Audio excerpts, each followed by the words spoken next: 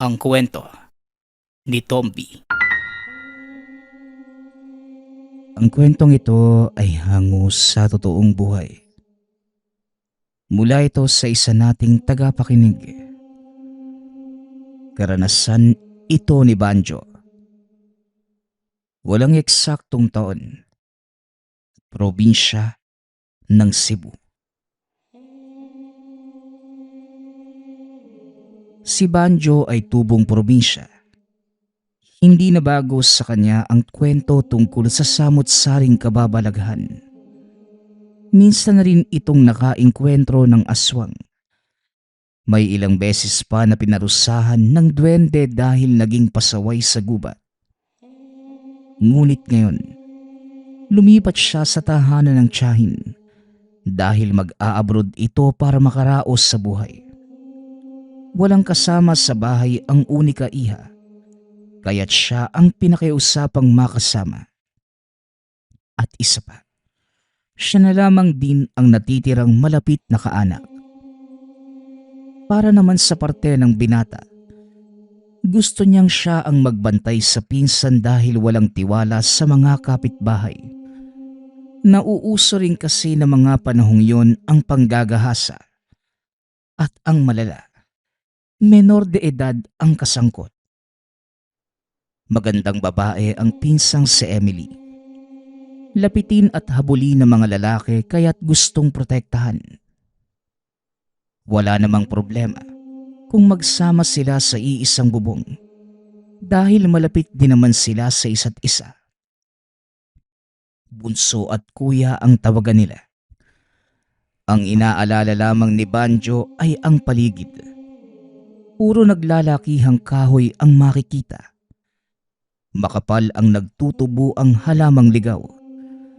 Malayo ang distansya ng mga bahay-bahay na kahit sumigaw, duda itong madidinig. At isa pa, wala ding kuryente. Ang tanging ilaw ay lamparilla o kandila at buwan sa gabi kung meron man. Hindi naman kadiliman ang dahilan kung bakit nag-aalala si Banjo. Ang totoo, natatakot ito sa partikular na puno kung saan pinaghihinala ang tirahan ng kapre. Bukas ang ikatlo niyang mata ngunit limitado lamang ang makikita. Swerte na lamang na nasisipat ang higanteng nilalang, kaya alam na merong nakatira sa punong yon. Kung ilalarawan ng binata, salbahe, babaero, manyak at palaging nambuboso sa mga dalagang naliligo doon sa balon. Ilang metro lamang mula sa tirahang puno. Ilang beses nahuli na mga sandaling nag-iigib. Sumisimple ito para agawin ang atensyon ng nilalang. Kaso nga lang, hindi siya nito nakikita. Bagay na ipinagtataka niya rin. Kuya, kukuha lang po ko ng malunggay sa labas. May binigay na karne na manok si Lola Sita. Gawin na lang nating tinola para may sabaw tayo. Pagpapaalam ni Emily, na kagad naman hinindian ni Banjo. Ako na, Emily. Dito ka na lang sa loob at ako ang lalabas. Diyan ka lang ha. Wika ni Banjo. Napakamot na lamang sa ulo ang dalaga. Napapansin din ito na kapag magbabalak na pupunta ng likod bahay, hindi pumapayag si Banjo. Sa kalagitnaan ng pangunguha ng malunggay, nakita ni Banjo ang kapre. Katulad ng tipikal na gawain ito, humihit-hit ng tabako na ang usok ay binubuga ng malalaking butas ng ilong. Tinitigan niya itong mabuti. Lumilika pa ng ingay. Pero parang bingit bulag ito sa lahat ng pagpapapansin ng binata. Napapailing na lamang si Banjo at nagmamadaling bumalik ng tahanan dala ang malunggay. Nang magkaharap sa hapag, dito na napatanong si Emily. Kuya, napapansin ko lang, bakit kapag magpapaalam akong pupunta sa likod, Mangunguha ng malunggay o magwawalis ayaw mo? Bakit po ba? May hindi ba ako pwedeng makita roon? Bawal na ba akong umapak sa bahaging yun? Tanong ng dalaga. Ang dami mong tanong ah. Hindi naman sa ganon, Emily. Hindi ba? May kapre dyan sa puno. Ayaw ko lang na makita ka ng higanteng yun. Mamaya, magkagusto pa sa'yo eh.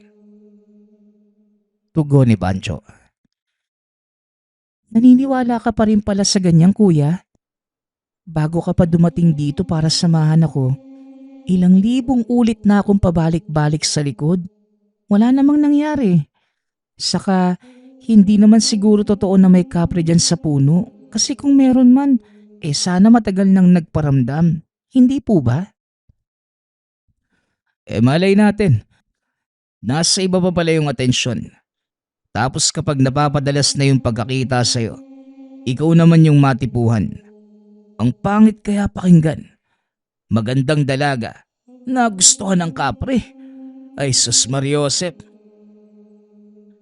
Wika ni Banjo. Nagtawa na naman ang magpinsan.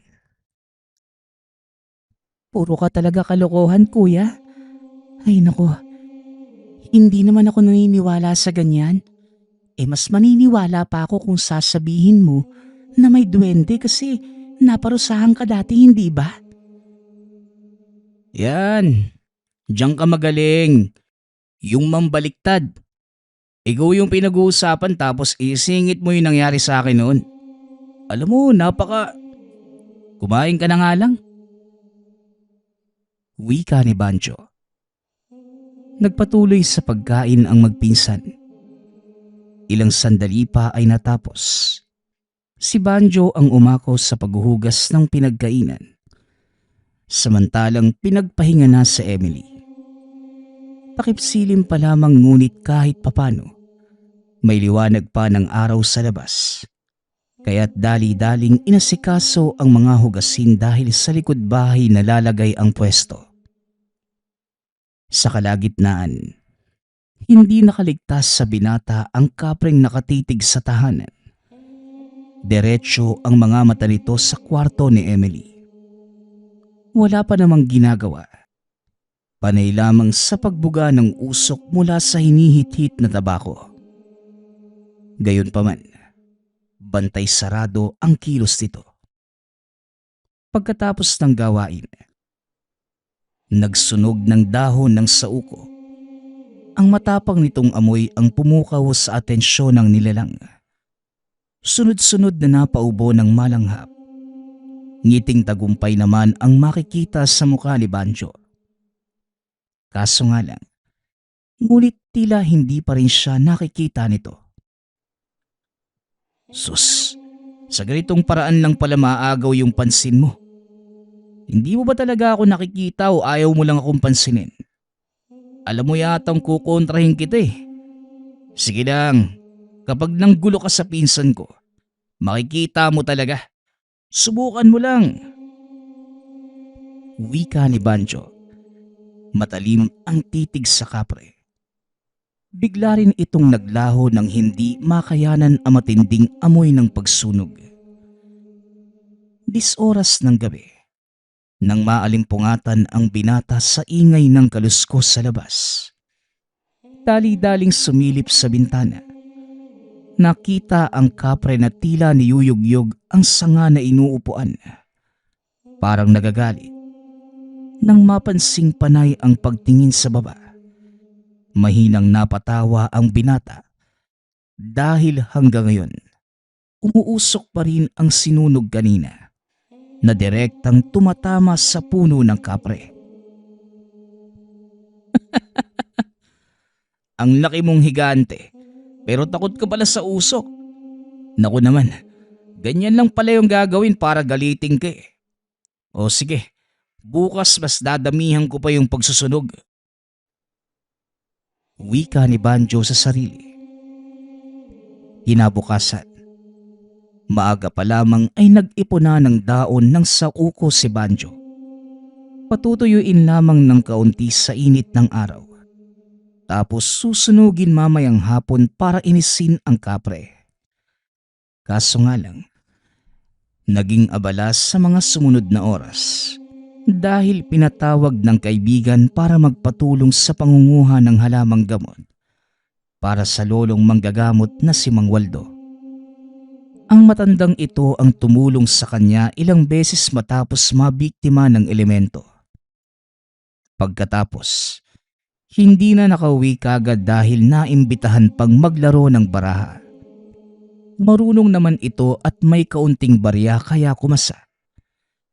Takip-silim na nang maalala ni Banjo na naiwang mag-isa ang pinsang si Emily. Dali-daling nagpaalam. Nataranta ito. Nang makita ang kapre na nakangiting nakatitig sa pinsan habang naghihintay sa kanya sa bakuran. Otomatikong bumunot ng posporo, sabay sindi sa dahon ng sauko. At nang tuluyang umusok, nagwala ang nilalang. Madidinig ang matinding kaluskos ng mga dahon. Kuya, may problema ba? Kung makapagsunog ka naman ng dahon parang importanteng importante, may nangyayari bang hindi ko alam? Tanong ni Emily. Wala naman. Sinindihan ko lang para walang maikalat yung hangin. Kita mo namang gabi na ako dumating kaya nagmamadali na ako. Tugon ni Banjo. Talaga ba? Baka naman meron talagang nangyayari. Ayaw mo lang sabihin sa akin? Ano ba kasi yung kuya? Parang hindi magkadugo eh. Muling tanong ng dalaga. Nagdadalawang isip si Banjo na sabihin sa pinsan ang totoo. Inaasahan niyang magiging katulad ng unang pag-uusap ang sagot nito. Hindi ito yung tipo na madaling mapaniwala lalo na sa mga kababalaghan. Kahit ilang beses pang makarinig. May kung ano sa paniniwala na mahirap baliin. Pero naisip din ng binata na mabuting sabihin na lamang para kahit papano ay meron itong alam. Maniwala ka man sa akin o hindi, Emily. Ang kapret sa puno sa likod, napapadalas na yung pagtingin sa'yo. Ang pagsusunog ko ng dahon ay paraan ko para maitaboy siya. Nakikita ko kasing natatapangan sa amoy. Pagpapaliwanag ni Banjo. Napabuntong hininga ang binata nang tawanan ito ni Emily. Kuya, nagpapaniwala ka talaga sa ganyan, no? Baka naman ikaw yung natipuhan ng kapre, tapos dinadaan mo lang sa akin? Ikaw ha? Ewan ko na lang, Emily. Hindi mo ba pwedeng paniwalaan muna yung sinasabi ko? Kahit ngayon lang, seryosohin mo ko. Kuya, ang hirap kasi niyan. O baka naman gusto mo lang ibaling yung pansin ko kasi ayaw mong magkamabutihan kami ni Shelo. Ay nako, isa pa yan. Ayaw kong maging kayo ni Shelo. Kasi siga-sigaan yun sa sityo tapos ang bata-bata mo pa para pumasok sa isang relasyon. Teka nga, iniiba mo na yung usapan ha? Hindi bali na, magpahinga ka na nga lang doon. Wika ni Banjo. Buntong hiningang napailing ang binata. Nagsisisi nang makalimutang humingi ng pabor sa manggagamot kanina. Balak pa sanang isumbong ang tungkol sa kapre. Nangako na lamang nagagawin ito kinabukasan. Madaling araw nang bumangon si Banjo. Napabalikwas nang makaramdam na mabigat na presensya.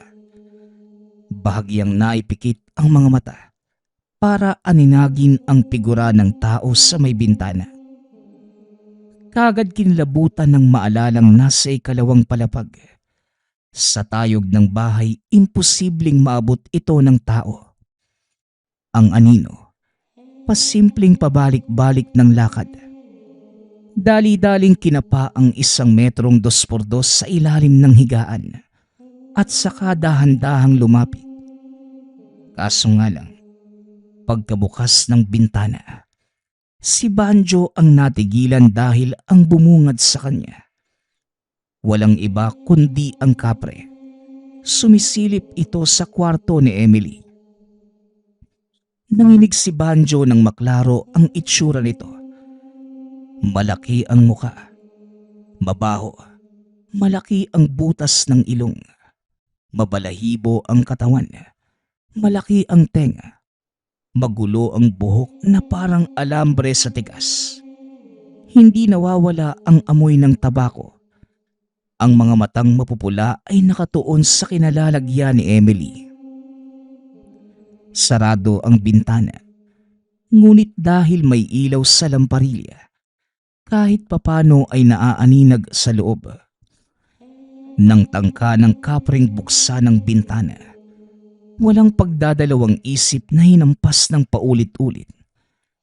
Natatamaan ito, ngunit mababakas ang pagtataka dahil panaylinga lamang sa paligid. Hinahanap kung ano ang tumatama sa ulo.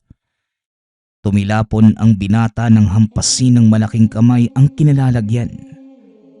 Gayunpaman, hindi may kakaila ang reaksyon ng nilalang. Hindi siya nito nakikita. Ilang sandali pa, ito na mismo ang kusang umalis. Si Banjo sa kabilang banda naman, hindi na nakatulog sa kaiisip. Para malinawan, maagang lumabas ang binata at pupuntahan si Mang Waldo. Kagad naman siyang hinarap dahil wala pa namang ginagawa. Walang paligoy-ligoy at diretsyo sa pagtatanong. Manong, bakit hindi ako nakikita ng kapre? Merong gumagambala sa amin pero hindi niya ako nakikita eh. Hindi ko alam kung sinadya o ano. Pero kung gusto ko siyang saktan, kagaya ng paghampas ko kagabi, natatamaan ko naman siya. Ano po ba talagang nangyayari? Tanong ni Banjo.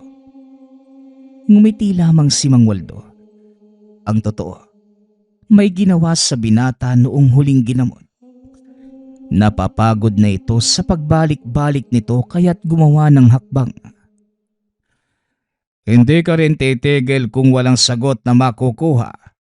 Kaya sasabihin ko na lang, pinainom kita ng tawas ng asul na kalsite.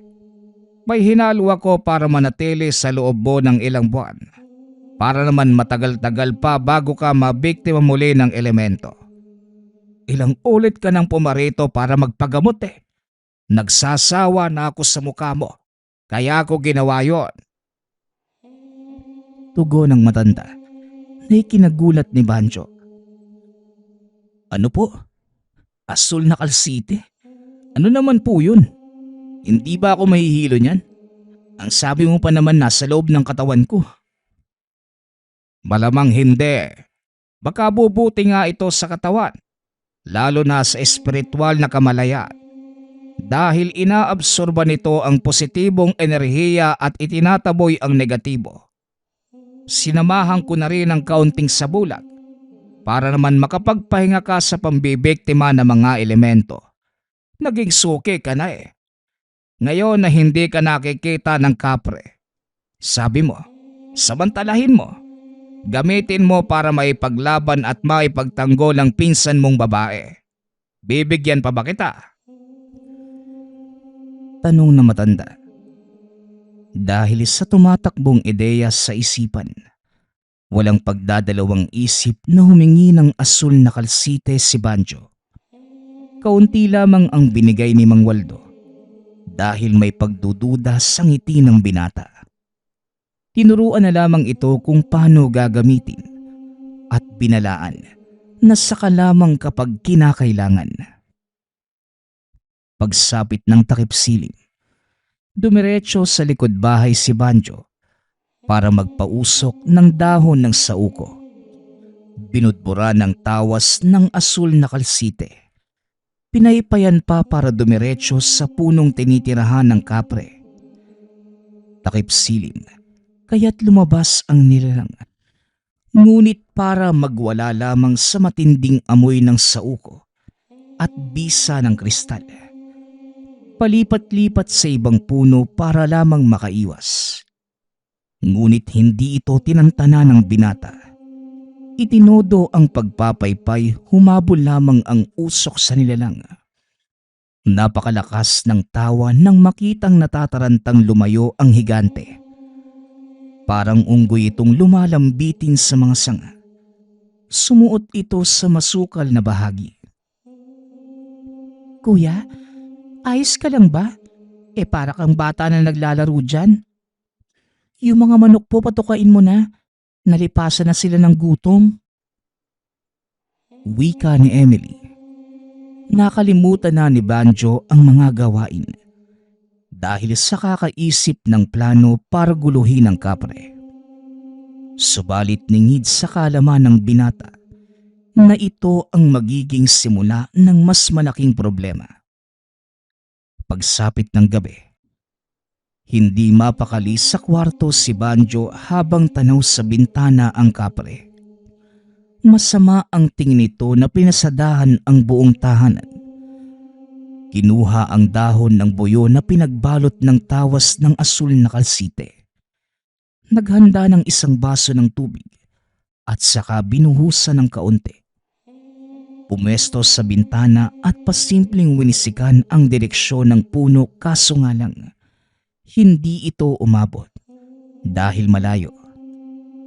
Matyaga siyang naghintay. Ilang sandali pa ay lumapit na ang higante sa tahanan. Mabilis ang kilos nito na dire-diretso ang lakad papunta sa bintana ng kwarto ni Emily. Hindi na ito hinantay pa ni Banjo. Nang maabot, kaagad sinabuyan ng tubig na may tawas ng kristal. Napahiyaw ang nilalang. Umaatras habang nagwawala. "Akala mo siguro magtatagumpay ka na, no? Hindi dahil elemento ka. Magagawa mo na ang lahat ng gugustuhin mo. Malas mo lang dahil may bisa pa ang asul na kalsite at sa bulag na nilapat sa akin ni Mang Waldo. Kaya nakakaya kita. Magdusa ka dahil hindi ako makakapayag na mabiktima mo ang pinsan ko." Wika ni Banjo habang sinusundan ng tingin ang kapre. Iniwanan ng pansin ng tuluyang maglaho. Madaling araw nang muli na namang magising. Sa puntong to, bukas ang bintana sa kwarto ni Emily. Nakadungaw doon ang kapre. Dali-daling nagpunta sa kabilang silid si Banjo at kagad nagsaboy ng tawas. Nagwala na naman ang higante habang hinahampas ang mukhang umuusok. Napaso ito sa asul na kalsite. Ilang beses pang natumba. Halos pagapang na bumalik sa puno. Maingat namang isinara ang bintana at nilagyan ng tawas para hindi na ito malapitan pa ng elemento. Kinabukasan, umaga pa lang, natanaw na ni Banjo ang kapre. Masama ang tingin habang humihit-hit ng tabako. May bakas pa ng pagkapaso ang mukha nito at ang isang mata ay tinapalan ng dahon. Nararamdaman ang bigat ng presensya. Mas malala pa kumpara sa normal nitong presensya. Napabuntong hiningang nag-isip ng paraan si Banjo para tuluyang mawala ang kapre. Hindi uubra ang tawas dahil may tataboy lamang sa maiksing oras tapos babalik din. Nang mabilang ang naipong pera, pinuntahan ang magtotroso para ipaputol ang puno. Dahil pera ang usapan, pumayag naman ang mag-amang Floro at Opel. Agarang itinumba ang puno kung saan nakatira ang kapre. "Tignan lang natin kung saan ka napupulutin ngayon. Ang sabi pa naman, mapili kayo ng puno na matitirhan. Doon ka nakamo sa malayo at huwag ka nang bumalik dito para hindi magulo yung buhay mo." Wika ni Banjo. Magmula sa araw na naputol ang kahoy, hindi na nagparamdam pa ang kapre. Subalit may pagbabago sa pisikal na anyo ni Emily. Ang makinis na balat, biglang gumaspang na para bang matandang babad sa init ng araw. doon sa taniman. Nagrereklamo na rin dahil napapadalas ang paghirap sa paghinga tuwing gabi. Ayon dito, tila may mabigat na dumadagan sa dibdib. Noong una, inisip ni Banjo na baka namana ng pinsan ang sakit sa balat ng yumao nitong ama.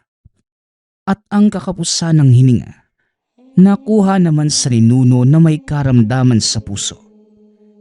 Ipinagpalagay ng binata na ganito ang lahat. Ngunit sigurado ang dalaga na merong mali. Pinaliwanag ng mabuti kay Banjo ang nangyayari. Nakikinig naman ang binata, ngunit hindi kagad na proseso sa isipan. Sigurado itong lumayas na sa lugar ang kapre, kaya nahirapan itong maniwala na may nakikitang tao ang pinsan. Pabalik-balik na sumisilip sa bintana. Walang sino man ang makakakyat sa bahaging yun dahil walang anumang matutuntungan o maaapakan. At isa pa, ang tanging makakagawa nun ay isang higante. Teka Emily, sigurado ko ba talaga sa sinasabi mo? Baka naman nananaginip ka lang o namamalik ba ta? Tanong ni Banjo. Hindi nga kuya. Sigurado po talaga ako. Malaki nga po yung ulo eh. Tapos parang malaki rin yung pangangatawan niya. Halos sumakto sa bintana ang hubog. Kapag nandyan po siya, bumibigat ang dibdib ko na parang may sumasakal. Pagpapaliwanag ni Emily. Napalunok si Banjo. Kinakabahan. Napapatanong kung wala na bang bisa ang asul na kalsite sa loob ng katawan. Ubos na rin ang tawas na hiningi sa manggagamot. Kampante na sana na wala ng manggugulong nilalang. Ngunit ito sila ngayon. May bagong kinakaharap. Kuya, itong nangyayari sa akin, baka biktima na rin ako ng elemento. Tingnan mo ang balat ko. Gumaspang. At unti-unti nang kumukulubot. Wika ni Emily. Huwag kang mag-alala. Mamaya pupuntahan natin si Mang Waldo. Hihingi tayo ng tulong sa kanya. Sa ganitong usapin, siya lang talaga yung makakatulong sa atin eh. Tugon ni Banjo. Inakay ang pinsan papunta sa tahanan ng manggagamot. Maging sa paglalakad ay hirap na rin ito. Namamanhid bigla ang mga binti. Kagad naman silang inasikaso ng albularyo dahil sumakto ang pagdating. Kakatapos lamang nito sa pagsuri sa naunang pasyente. Unang tingin pa lamang ay napailing na si Mang Waldo. Sabay tingin kay Banjo. Binigyan ng paunang lunas ang balat ng dalaga. Pagkatapos, pinagpahinga muna. Tinawag ang binata para makausap. Sinasabi ko na nga ba na may gagawin kang hindi kaaya-aya. Tignan mo ang nangyari kay Emily. Hindi ako magdadalawang isip na sabihin kagagawan mo ito. Wika ni Mang Waldo. Kunot noong napatitig ang binata sa manggagamot. Ano po? Bakit naman kagagawan ko? Ano po bang ginawa ko? Tanong ng binata. Nagtatanong ka pa eh. Ay nako. O sige, para malaman mo, makinig kang maigi. Ginamit mo ang tawas para gambalain ang kapre. Nagalit kaya ito bumawi. May utak ka naman sana kaso hindi mo nagamit ng maayos. Ang mahigpit kong ibinilin, gamiting pangontra ang tawas ng asul na kalsite. Hindi gamiting sandata para unahan mo ang nilalag. Ang nangyari, binalikan ng pinsan mo. Binigyan ng karamdaman sa balat para masira ang kagandahan. Ang sinasabing hirap makahinga sa gabi, dahil iyon sa marahas na pagdalaw ng elemento. Inunahan mo kaya nagkaganon. Pagpapaliwanag ng manggagamot. Napakurap na lamang si Banjo habang nakikinig sa salita ng albularyo. Dito napagtanto ang ginawa sa nilalang. Dagdag pa nito, mas magiging salbahe ang dating ng higante dahil nasagad na ang galit. Asahan pa ang mas matinding pagpaparamdam. Humingi naman ng tulong ang binata ngunit sa pagkakataong yun, hindi na nagtiwala si Mang Waldo.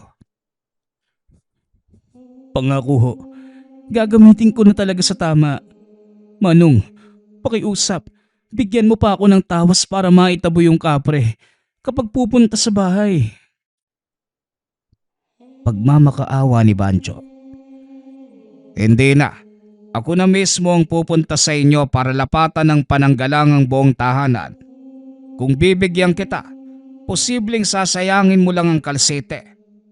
Mahirap makahanap nito at hindi madaling magawa ang tawas dahil lalapatan ko pa ng bisa, orasyon at dasal. Tugon ng albularyo.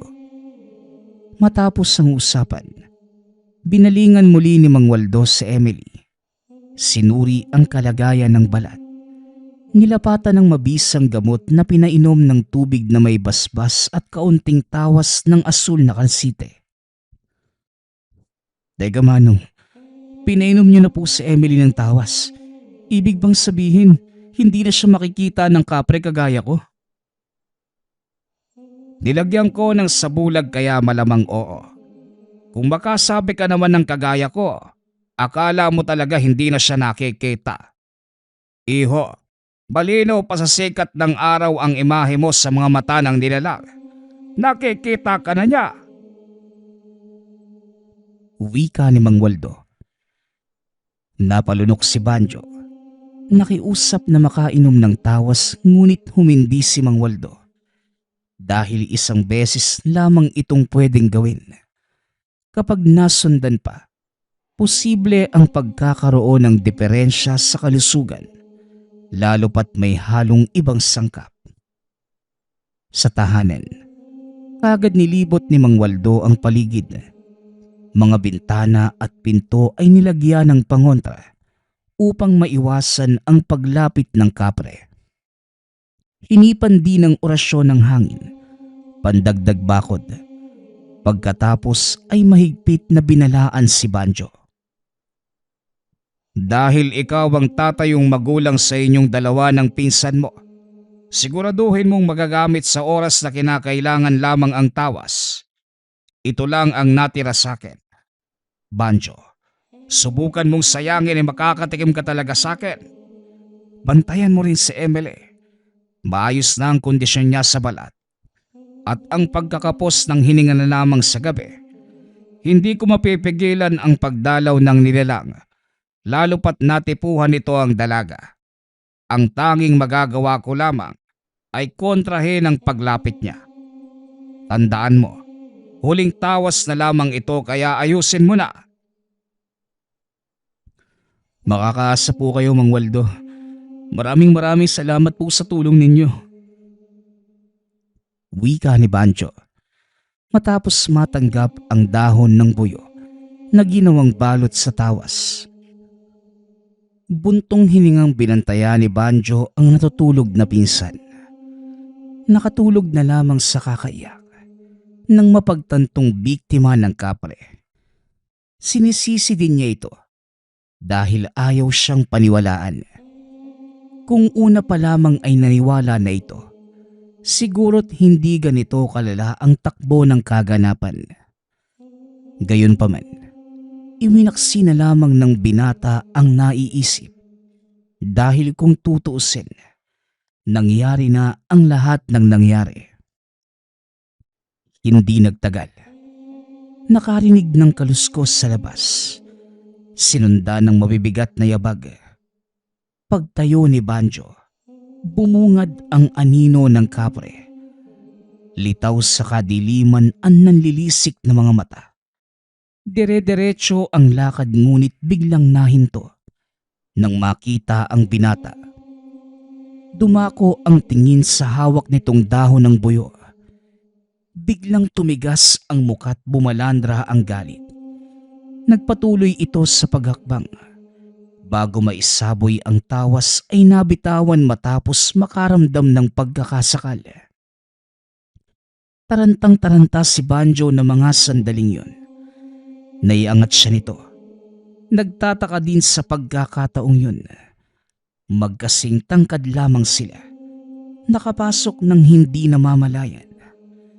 Tuwang-tuwa pa ang elemento habang siya naman ay nahihirapan.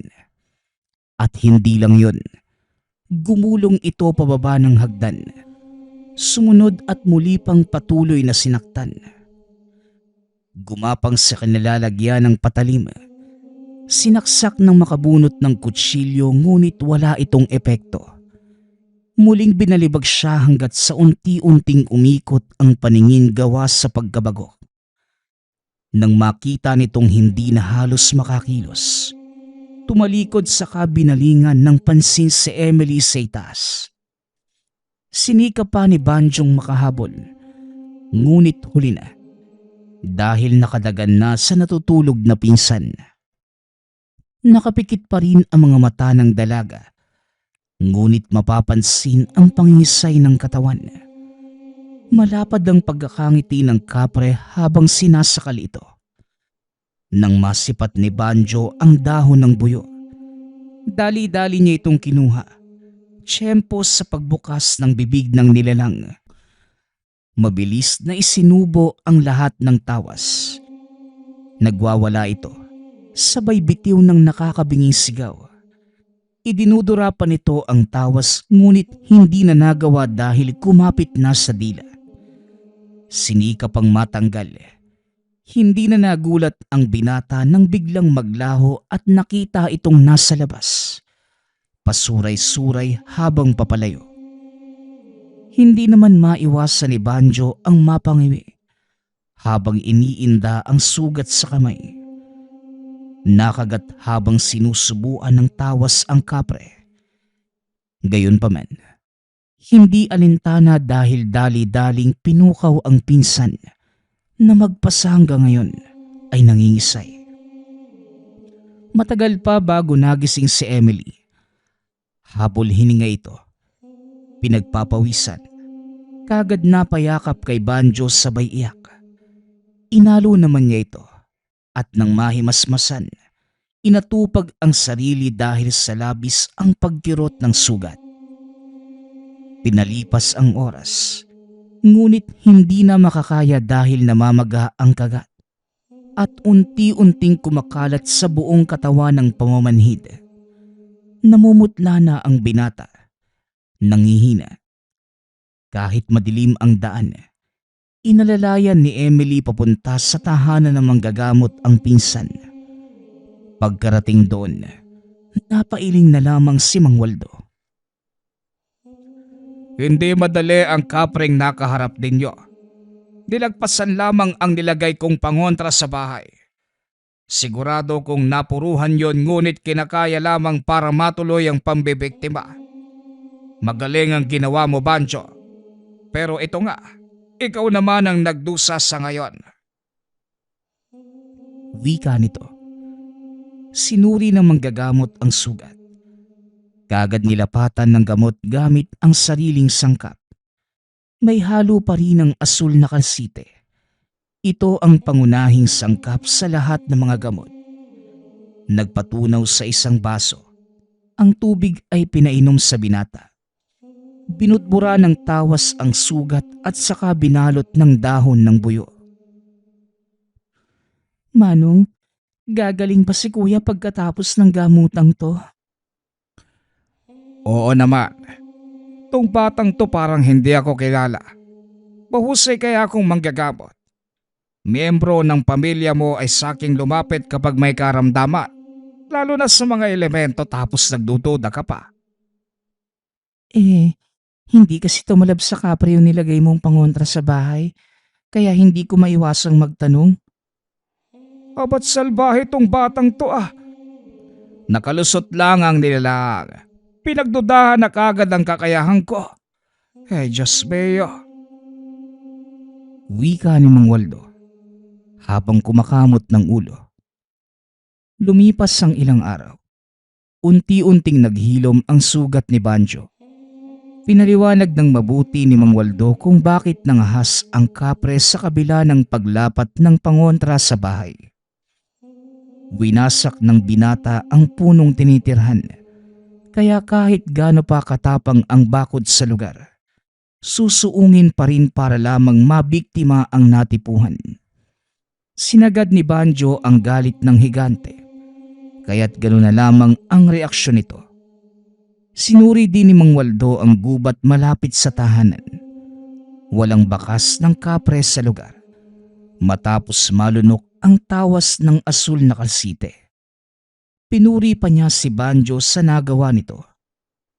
Para naman sa binata, ang sarili pa rin ang sinisisi. Kung hindi lang sana inunahan ang kapre, siguro'y mas magaan sa dinaranas ang nangyari. Gayunpaman, laking pasasalamat dahil nandyan si Mang Waldo na sa kabila ng lahat, nakahanda pa rin tumulong sa kanya. Bukod pa rito, ang mga padalos-dalos niyang kilos ay nagsilbi ding aral. Ang susunod nating kwento ay mula sa isa nating tagapakinig. Karanasan ito ni Bobong. Walang eksaktong taon. Probinsya ng Iloilo. Sa isang liblib na bahagi ng Iloilo, may isang kubong nakatayo sa gitna ng kagubatan. Malayo sa ingay ng baryo, malayo sa karaniwang buhay ng tao. Dito nakatira si Bobong at lolo na si Lolo Mano, isang kilalang manggagamot sa lugar at isa ding lihim na manunugis ng aswang. Ang paligid ng tahanan ay puno ng mga halamang pangontra, bawang, lagundi at kung ano-ano pang hindi kayang pangalanan ng binata. Sa bawat haligi ng bahay ay may mga bote ng itim na likido. Mula pa pagkabata, iminulat na si Bobong sa katotohanan na hindi lamang alamat ang aswang, totoo sila. Isang gabi, isinama ito ni Lolo Mano sa pangangaso. Tahimik ang paligid, walang kuliglig, wala ring hangin na parang may nag-aabang. Lolo, sigurado ba tayo rito? Tanong ni Bobong. Manahimik ka lang. Sila mismo ang lalapit sa atin. Mula sa kanyang bayong, nilabas na matanda ang isang bagay na nagpatindig ng balahibo ni Bobong. Isang inunan ng bagong silang na sanggol. Inilatag pa ito sa dahon ng saging at lumipas ang ilang minuto. Hanggang sa may gumalaw sa dilim, isang malaking itim na pusa ang unti-unting lumalapit. Ngayon na, sa isang iglap, hinagisan ng lambat na matanda ang nilalang. Sumugod ang maglolo. Nakipagbuno si Bobong kahit nanginginig. Lolo, hindi ito normal na pusa. Sa isang mabilis na galaw, tinaga ng punyal ang leeg nito. At doon, unti-unti itong nagbago. Nagkaroon ng pakpak. Tumalas ang mga ngipin. Umitim ang balat. Isa pala itong aswang. Ibiniti nila ito sa puno, pabaliktad. Sa ilalim ng ulo nito ay naglatag si Lolo Mano ng kahoy at tawas. Hindi kagad ito pinatay. Pinahirapan lamang muna.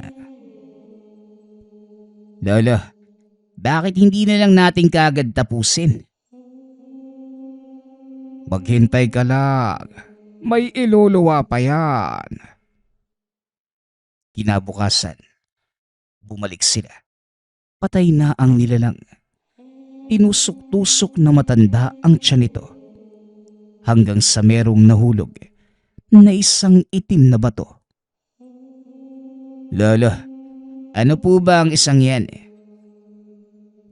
Ito ang pinanggagalingan ng kanilang lakas. Inilubog ito sa bote ng matanda. Unti-unting natunaw at naging dahilan kung bakit itim ang likido sa kanilang tahanan. Lumipas pa ang ilang mga araw. Isang hapon, aalis si Lola Mano. O apo, magbumog ka ng tubig na may asin. Yan lamang ang gamot mo sa singaw mo. Oo na po, Lo. Maraming salamat po sa pagpapaalala. Nang mga sandaling yun, mag-isa lamang si Bobong. Tahimik. Hanggang sa may kumalabog sa bubong.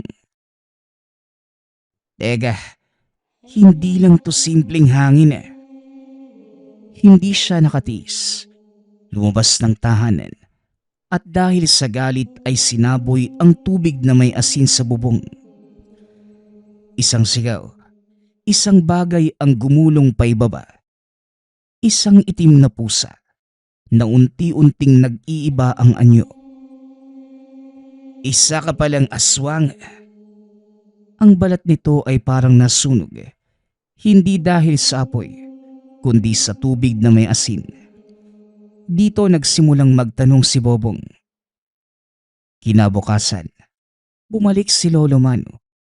Normal naman ang lahat. Ngunit hindi mapakali si Bobong.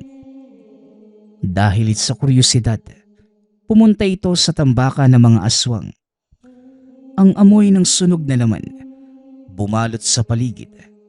May mga bangkay, may mga hindi pa naganap na abo. Paano kaya kung... Kumuha siya ng laman, iniuwi sa tahanan, at ibinabad sa tubig na may asin. Biglang nasunog ang laman. Parang asido ang epekto. Asin, ito lang pala ang susi.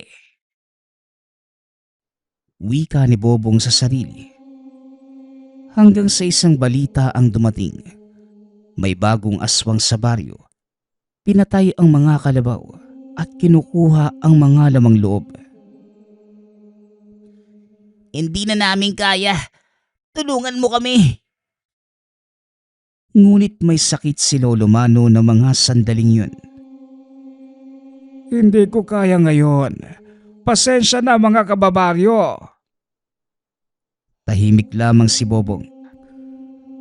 Hanggang sa bigla itong nagsalita. Lolo, ako na lang po siguro ang aalis. Sa unang pagkakataon, ang binata na ang nangangaso. Pagdating sa baryo, napansin niyang normal naman ang lahat. Ngunit masyadong normal. Naniniwala ako na isa sa amin ang aswang. Napaisip ang binata. Hindi sapat ang lakas. Kailangan ng talino. Kaya gumawa kagad ito ng plano. Nagbahay-bahay. Namigay ito ng tubig. Ngunit may halong asin. Isa-isang uminom ang mga tao. Walang nangyari. Hanggang sa isang lalaki ang biglang nagsuka. Ikaw, sigurado kung ikaw. Unti-unting nagbago ang anyo nito. Naging itim. Nagkaroon ng pakpak at nasunog ang balat. Ang tubig na may asin ang nagbunyag sa kanya. Tinulungan siya ng isang lalaki, si Gaspar. Magkasama nilang dinala ang aswang sa bundok. Ibinitin, pinahirapan, hanggang sa nahulog ang itim na bato at tuluyang nasunog ang nilalang. Lo, gumana nga yung naisip ko. Pero naniniwala kong hindi lang asin ang dahilan. Ha? Ano po bang sinasabi niyo, Lolo? Oo, ikaw mismo apo. Ayon sa matanda, May likas na lakas si Bobong, isang enerhiyang bihira, isang bagay na kayang magpalakas sa simpleng asin. Mula ng araw na yon, naging magkasama sina Bobong at Gaspar sa pangangaso, habang si Lolo Mano naman naging tagapagpayo na lamang, at si Bobong ang naging bagong alamat. Kaya sa tuwing may darating sa kanilang kubo, "O ito, uminom ka muna." Simple lamang ang alok, kundi tubig. Ngunit hindi nila alam, ito ang magpapakita kung ano talaga sila. Tao ba o aswang? Hanggang sa lumipas pa ang ilang buwan, mas dumarami ang kaso ng pagkawala. Hindi na lamang hayop, hindi na lamang buntis, pati mga kalalakihan, mga malalakas, bigla na lamang nawawala sa baryo na parang may mas mataas na uri ng aswang. Isang hindi nila kayang ipaliwanag. Isang gabi, dumating si Gaspar, hingal na hingal at sinabing, Bobong, Bobong, hindi na ito ordinaryo. "Teka nga lang Gaspar, ano ba ang nakita mo?" Hindi na siya nagtatago. Siya yung sinusundan ng mga aswang. Natahimik si Bobong. Ang ibig sabihin, merong pinuno ang mga ito. Kapag may pinuno, hindi pangkaraniwang aswang yon. "Teka Lolo, anong klaseng nilalang ba ang mga yon?" Posibleng mga mangkukulam na naging aswang. Pag-uusap ng maglolo, isang nilalang na hindi lamang kumakain, kundi gumagamit din ng itim na ritual. Mas matalino, mas papanganib at mas malakas. Hindi sasapat ang asin lang, Bobong. Kailangan mong makaisip ng bagong paraan. Pero Lolo, yun lang po yung meron tayo. Hindi. Meron kang sariling lakas, Apo. Sinundan nila ang bakas hanggang sa makarating sila sa isang bahagi ng bundok na hindi tinatapakan ng tao. Tahimik, walang hayop, walang hangin, parang patay ang lugar. Sa gitna nito ay may isang lumang puno, baluktot ngunit tila may buhay. At doon nakaupo ang nilalang. Hindi ito katulad ng ibang aswang. Hindi ito mukhang hayop, ni hindi rin mukhang tao. Isang matangkad na nilalang. Payat ngunit mahaba ang mga braso. Ang balat ay tila sunog na uling. Ang mga mata ay kumikinang na pula. Sa paligid nito ay may umiikot na itim na usok. "Naaamoy ko ang dugo ng isang mangangaso," wika ng mangkukulam. Bobong, sa tingin ko mali ito. "Pero Gaspar, hindi na tayo pwedeng umatras," wika ni Bobong. Sa isang iglap, bigla na lang nawala ang nilalang. Lumitaw mula sa kanilang likuran. Sinugod nito si Gaspar. Tinamaan at tumilapon. "Gaspar!" Sinugod ito ni Bobong. Tinaga ang nilalang, ngunit parang bakal ang balat. Ni hindi ito nasugatan o tumagos. Kinuha ni Bobong ang dala niyang tubig na may asin. Isinaboy. Umusok ang balat ng nilalang at napaatras ito. Ngunit hindi ito bumagsak. Hindi pa. Hindi pa sapat." Biglang dumilim ang paligid. Parang nilamon ng anino ang kagubatan. Lumabas mula sa likod ng mangkukulam. 3 aswang na kanyang mga alagad. Bobong, hindi natin to kaya. Kaya natin to, Gaspar. Maniwala ka lang. Habang papalapit ang mga nilalang, biglang naramdaman ni Bobong ang init. Hindi sa labas, kundi sa loob mismo ng katawan na parang may unti-unting nagigising.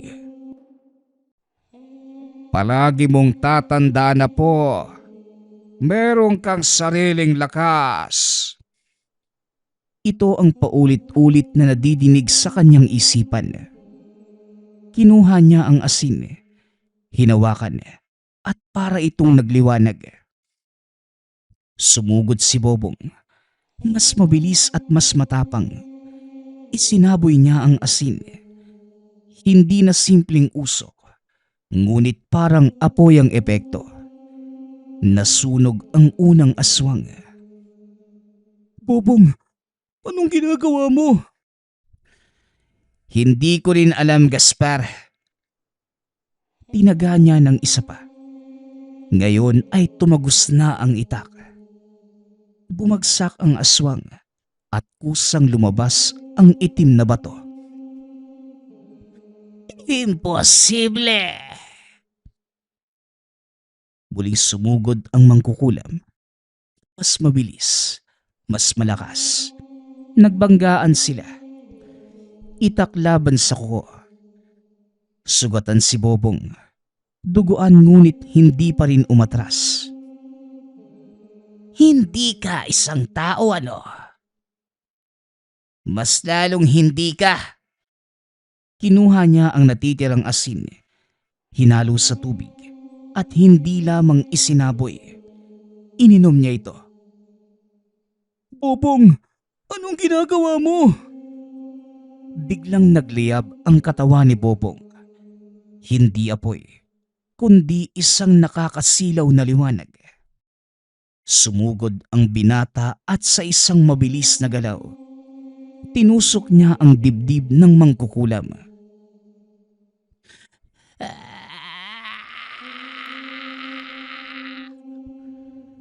Biglang bumuka ang bibig ng nilalang. Lumabas ang mas malaking itim na bato. Pagkahulog nun, nagsimulang masunog ang buong katawan. Hindi na sumigaw, ni hindi na nanlaban. At tuluyang naging abo. Tahimik ang kagubatan. Bumalik ang hangin. Bumalik ang buhay. Bobong, tapos na ba? Hindi pa, Gaspar.